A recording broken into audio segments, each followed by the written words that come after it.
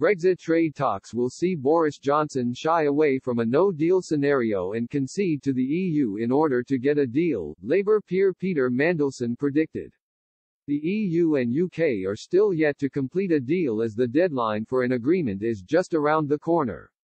Brussels has demanded the UK accept a level playing field on regulation post-Brexit if the country is to keep access to Europe's single market. The EU also wants to keep access to UK fishing grounds while Prime Minister Boris Johnson looks to take more control. An EU source said today that talks last weekend were difficult and massive divergences remain.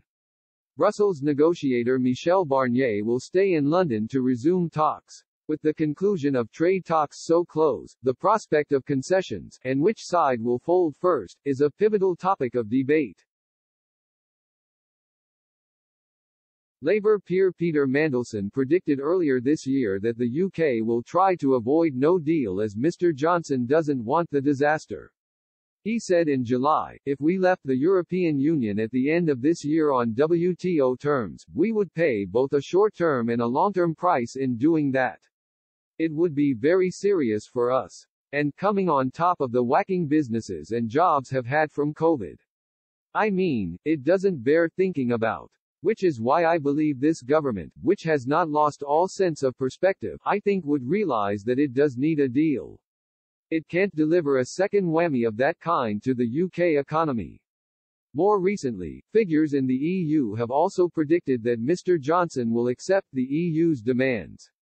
Philippe Lambert, Belgian MEP and president of the European Greens, said Dominic Cummings' recent departure from government was probably the sign that Johnson has begun his U-turn and will, in the end, accept EU conditions.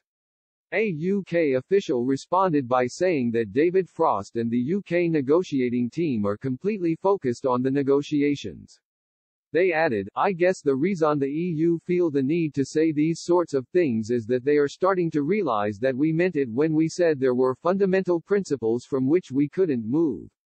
We need to see some realism and creativity from their side if we are to bridge the significant gaps that remain. Conservative MP Andrew Bridgen also defended the UK negotiating team in an interview with Express.co.uk, saying that Mr. Frost has got the better of Mr. Barnier.